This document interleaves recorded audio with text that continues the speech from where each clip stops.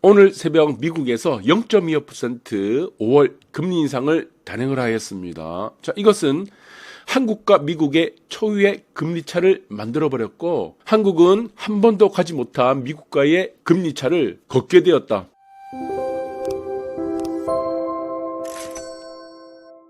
자, 이것은 여러분들이 아시겠지만 작년부터 꾸준하게 말씀드렸죠. 2% 정도까지는 충분히 미국과 한국과의 금리 차는 만들어질 것이다. 그러나 이것은 아무 의미가 없다고 했습니다. 한국과의 미국과의 금리 차가 5%가 되든 10%가 되든 2%가 되든, 자, 이것은 아무 의미가 없다. 왜? 지금은 저축의 시대가 아니고 투자의 시대이기 때문에 금리 차를 보고 자본 이동은 일어나지 않는다고 말씀드렸습니다. 대한민국 5천만 국민들은 전부 다 알고 있습니다. 그러나 대한민국에서 단 한 사람만 모르고 있다고 했죠. 한국은행 이창용 총재만 이것을 모르고 있다는 겁니다. 자, 우리는 모든 현상에 대해서, 경제적으로 일어나는 현상에 대해서는 저축의 시대인지 투자의 시대인지를 반드시 알고 대응을 해야 됩니다. 자, 여기서 전 세계에서 금리를 올릴 수 있는 국가는 단연 미국 외에는 없다, 이렇게 보시면 될 것 같습니다. 미국 0.25% 금리 또 올렸습니다. 그래서 뭐 인플레 빨리 안 내려간다, 이렇게 지금 하고 있는데, 자, 이것은 지금 연준도 마찬가지지만 현실성이 없는 목표를 제시했어요. 2% 물가. 이것 때문에 안 되죠. 왜 안 됩니까? 이 두 가지 이유 때문에 안 됩니다. 자, 여러분들 보시면 첫 번째 이유가 무엇입니까? 공급망이 붕괴됐죠. 공급망. 지금은 어떤 상황입니까? 전 세계가 어수선합니다. 왜? 러시아하고 우크라이나하고 지금 전쟁 중입니다. 여기서 러시아하고 우크라이나가 지금 자원이 굉장히 많은 나라죠. 수출을 많이 하는 나라인데, 자, 여기서 이제 전쟁을 하다 보니까 공급망이 붕괴될 수밖에 없던 상황이고, 그리고 또 하나, 두 번째 이유는 무엇입니까? 네, 고용 지표죠, 고용. 미국의 고용이 어떤 상태입니까? 완전 고용이죠. 자, 이 완전 고용인 상황에서 물가가 이렇게 인플레가 쉽게 내려가지 않는다는 겁니다. 그래서 어느 정도는 인정을 해줘야 되는데, 전 세계 공장들이 전부 다 미국으로 향하고 있어요. 특히 우리나라. 그래서 미국의 인플레이션을 유발시키는 것 중에 가장 큰 역할을 하는 것이 바로 한국입니다. 한국 기업들. 한국 기업의 역할이 가장 크다. 너도 나도 한국의 공장을 짓지 않고 미국의 공장을 짓다 보니까 한국의 고용 상황은 최악으로 가게 되고, 미국의 고용 상황은 완전 고용으로 가고, 이 완전 고용 상태가 인플레이를 유발하는 결정적인 역할을 하고 있다, 이렇게 보시면 될 것 같아요. 그래서 0.25% 금리 인사 밑에 있습니다. 합리 최대 금리차가 되어버렸죠. 이거 아무 의미 없다고 했죠. 작년부터 계속 말씀드렸습니다. 이거 아무 의미 없습니다. 자본이동 절대 안 일어난다, 이제 말씀드렸습니다. 그래서 오늘 지금 환율 시장을 보니까 원달러 환율입니다. 오히려 지금 폭락하고 있습니다. 폭락. 자, 이거는 지금 이제 막 이창용 총재도 마찬가지지만 항상 부르짖었던 슬로건이 이겁니다. 자기는 금리 인상을 계속해야 된다, 이 논리를 계속 펼쳤죠. 한국의 금리 인상. 자, 한국에는 경제 사정이 굉장히 안 좋습니다. 가계 상황들, 그리고 자영업자뿐만이 아니고 기업들 상황이 안 좋은데, 이것이 지금 이제 막고 있는 게 이거죠. 그래서 이창용 총재 같은 경우는 미국의 금리만을 쳐다보고 있는 사람이기 때문에, 자, 미국의 금리를 우리나라가 따라가지 못하면은 자본 유출이 난다, 그래서 환율이 폭락한다, 이 논리였습니다, 항상. 근데 지금 엉뚱하게 다른 방향으로 나타나는 이유가 무엇입니까? 지금은 투자의 시대이기 때문이다. 투자의 시대에서는 금리 차를 보고 자본이동 안 나타납니다. 그래서 미국의 금리가 10%가 되든 20%가 되든 우리나라는요, 따라갈 필요 없습니다. 그래서 지금 우리나라의 상황만 보고 대응을 해야 됩니다. 미국의 상황을 고려할 필요가 없다는 겁니다. 자, 전혀 다르기 때문이죠. 그래서 한국의 상황은 지금 금리뿐만이 아니고 금리를 올릴 수 없는 부분이 이것 때문이죠.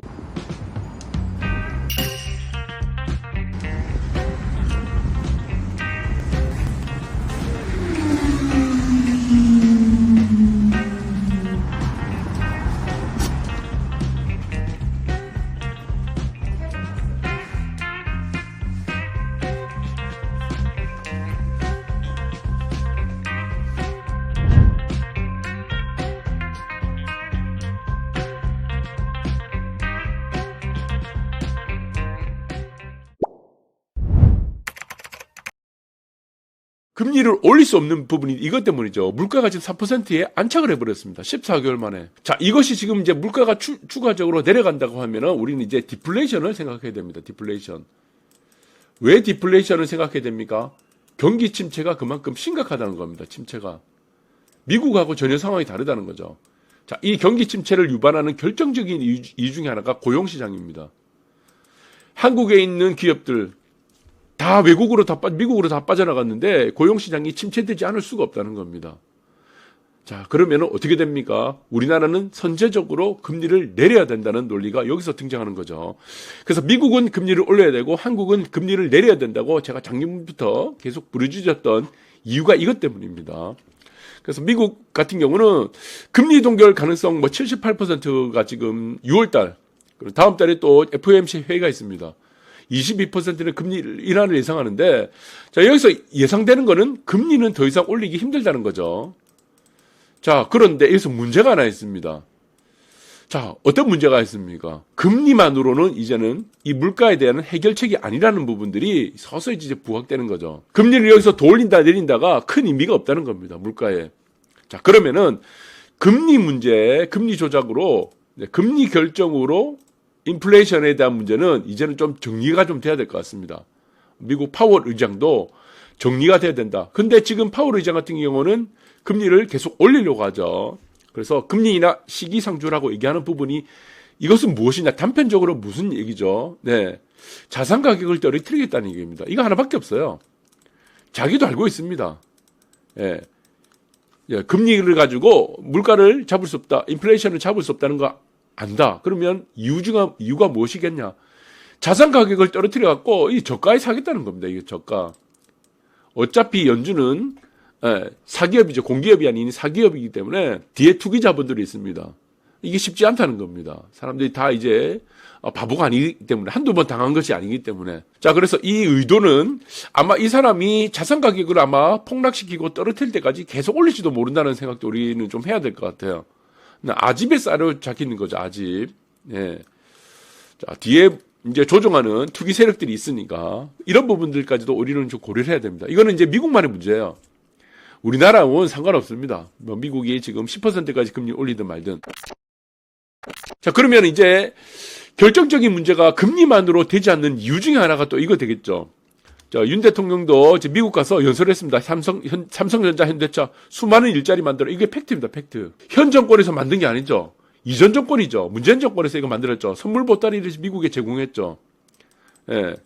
선물 보따리를 막 풀었습니다. 뭐 그렇게 막 상대를 안 해주니까. 중국도 미국도 이전 정권이 문 정권을 상대를 안 해줬어요. 외면하고 이러니까 선물 보따리를 미국은 막 들고 왔고 삼성전자, 현대차 수많은 지금 공장을 짓겠다고 해서 지금 난리 난 거죠. 선물 보따리로 풀어가지고 그 현상들이 지금 이제 공장이 거의 뭐 만들어지고 공장 가동을 돌리다 보니까 미국에 엄청난 일자리를 만들었고 대신 한국은 일자리들이 다 죽어나가게 된 거죠. 그래서 자, 이런 부분들이 가장 결정차를 이루었다 라고 보시면 될 것 같아요. 무슨 뭐 공급망이 붕괴됐던 부분도 있지만 결론적으로는 미국의 인플레이션을 좌우했던 가장 큰 중에 비중이 하나가 바로 일자리라는 것이다. 고용지표다. 그 고용지표를 만든 것은 대한민국의 기업들이다. 이렇게 보시면 될 것 같습니다. 자, 한국의 상황은 전혀 다릅니다. 지금 부동산 침체뿐만 아니고 이 경상수지 적자, 부동산 침체는 결국에는 금융 리스크, 뭐 지금 여러분들이 전세 사기 이런 부분들, 깡통 전세 이런 부분들도 있지만 그런 부분들 통합적으로 결국에는 이 금융에 대한 리스크로 부각될 수 있다는 겁니다. 그래서 한국 같은 경우는 지금 미국에 대해서 금리에 대해서 지금 미국을 올린다 이 부분을 생각하면 안 돼요. 한국은 빨리 선제적으로 무엇을 해야 됩니까? 선제적으로 금리를 내려야 됩니다. 예. 자, 이런 부분들은 뭐 금융 리스크 이런 부분들 중요하지만 고용 시장이 너무 안 좋습니다. 그래서 투자를 좀 유발을 시켜야 됩니다.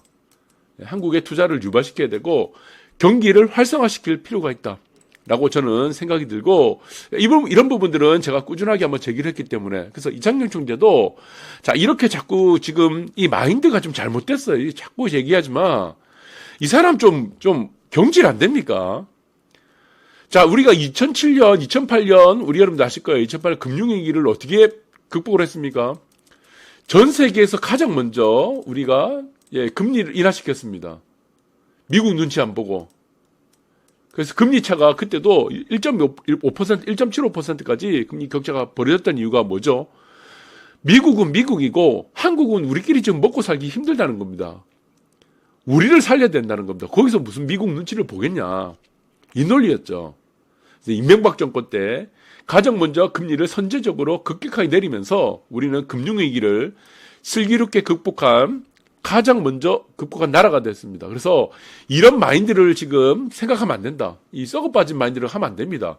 국민들이 지금 굉장히 힘들어하고 있는데 금융 리스크 이런 부분들이 지금 금리만으로도 충분히 선제적인 대응을 할 수 있는 상황이기 때문에 자, 이런 부분들을 빨리 탈피해야 되고, 자, 이거는 빨리 이제 교체가 지금 심각합니다, 교체.